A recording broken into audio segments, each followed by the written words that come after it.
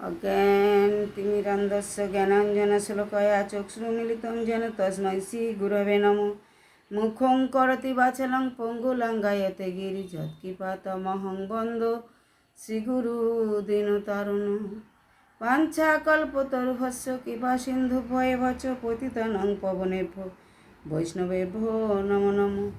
Radharani UTV ধর্মকথা চ্যানেলের পক্ষ থেকে আমি পুতুল রানী দাসী নিত্য যে আপনাদের ভাগবত কথা শ্রবণ করাই, অন্যান্য দিনের মতো আজকেও শ্রবণ করাচ্ছি। আমি আগের ভিডিওতে ছেড়েছি যে দেবকীর সপ্তম গর্ভপাত হয়েছে এবং অষ্টম গর্ভে যোগমায়ার প্রভাবে দেবকীর বসুদেবের প্রথম স্ত্রী রোহিণীর গর্ভে ভগবান এই যোগমায়া সঞ্চারিত করেছেন, সপ্তম গর্ভের সন্তানকে রক্ষা করেছেন এবং অষ্টম গর্ভে ভগবানের আবির্ভাব হবে। এবারে তার পরবর্তী অংশ আবার শ্রবণ করাচ্ছি। আপনারা সাবস্ক্রাইব করুন, শেয়ার করুন, লাইক করুন, সঙ্গে থাকুন। হরে কৃষ্ণ। নারায়ণ নমস্কৃত্যং নরশ্চৈব নরোত্তমং দেবীং সরস্বতী ব্যাসং তথা জয়মুদীরয়েৎ। দেবকীর সপ্তম পুত্র গর্ভপাত হয়েছিল। সেখানে প্রকৃতপক্ষে ভগবত আবির্ভাবের পূর্বে সাধকের হৃদয়ে বৈকুণ্ঠধাম প্রতিষ্ঠা। দেবকীর সপ্তম গর্ভের শিশুটি বলদেব, যাহাকে যোগমায়া দেবকীর গর্ভ থেকে নিয়ে নন্দালয়ে অবস্থিত বসুদেবের অপর মহিষী রোহিণীর গর্ভে প্রতিষ্ঠিত করেন। এখন দেবকীর অষ্টম গর্ভ সঞ্চারিত হয়েছে।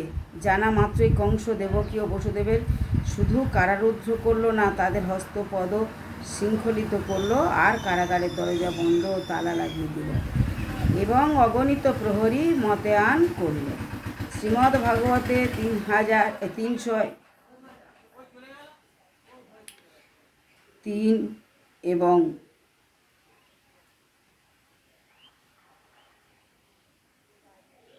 3301 নম্বর থেকে 8 নম্বর শ্লোকে অর্থ সর্বগুণ পেত কালো পরম শোভন নিষিদ্ধতম উদ্ভতে জায়মানে জনার্দনে দেবকিং দেবরূপিণাং বিষ্ণু সর্বগুহাশ্রয় আবিরাসি ইদ যথা প্রচ্য দিশিন্দ্রিয় রিব পুষ্কল। মানে অনন্তর যখন সর্বগুণ সম্পন্ন অতীব শোভনীয় কাল উপস্থিত হলো, অন্ধকারময় নিশীথে যেমন পূর্ব দিকে সমুদিত পূর্ণচন্দ্রের ন্যায় সর্বজীবের হৃদয় গুহার বিরাজমান জনার্দন শ্রীকৃষ্ণ দেবতারূপিণী সচিদানন্দ স্বরূপিণী দেবকীর গর্ভ হতে আবির্ভূত হলেন। বসুদেব দেবকী বহু স্তব স্তুতি করলেন, কিন্তু কোথাও প্রাহিমাং রোক্ষমাম অনুরূপ প্রার্থনা বা শত্রু কংস নিধন করার কথাটি উচ্চারণ করলেন না।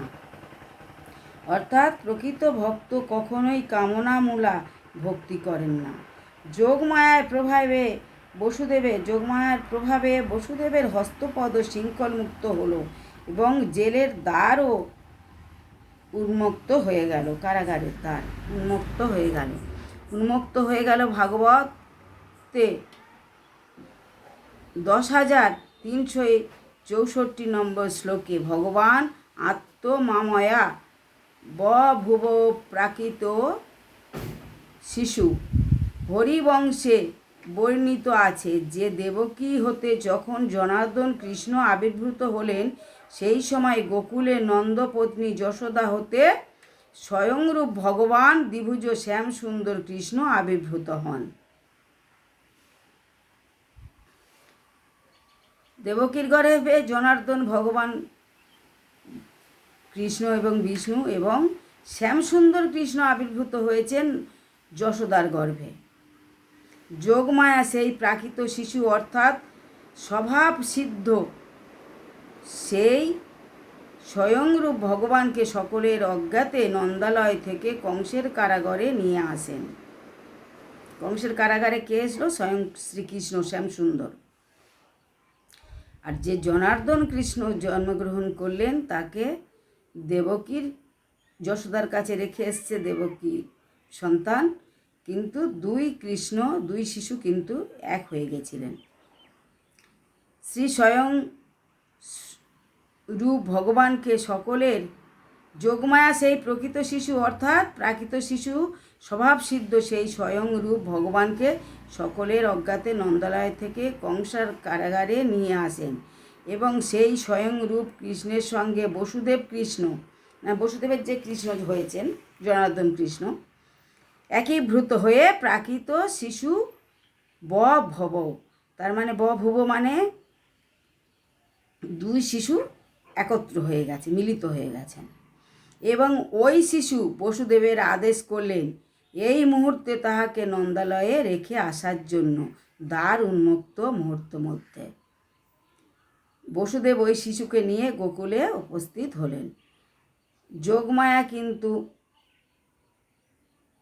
যখন জন্মগ্রহণ করেছিলেন যশোদার গর্ভে, তখন যশোদার গর্ভে একটা পুত্র সন্তানও হয়েছিল।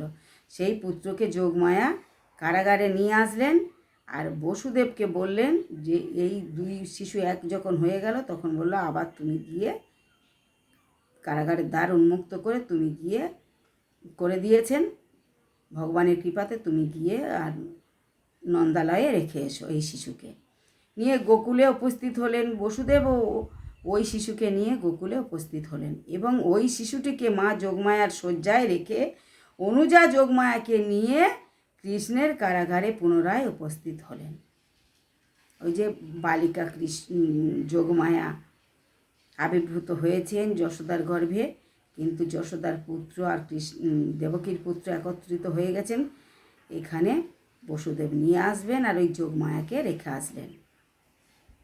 বালিকা তার মায়ের গর্ভের কোলের কাছে খেলছেন। যোগমায়াকে নিয়ে কংসের কারাগারে পুনরায় উপস্থিত হলেন এবং দেবকীর কোলে স্থাপন করলেন। তৎক্ষণাৎ পুনরায় পূর্ববৎ বসুদেবের হস্ত পদ শৃঙ্খলিত এবং জেলের দারুণ পূর্ববৎ তালাবন্ধ হলো। এখন মহামায়ার মোহ কেটে যায়। কংসের দালিগণ জাগ্রত হয়ে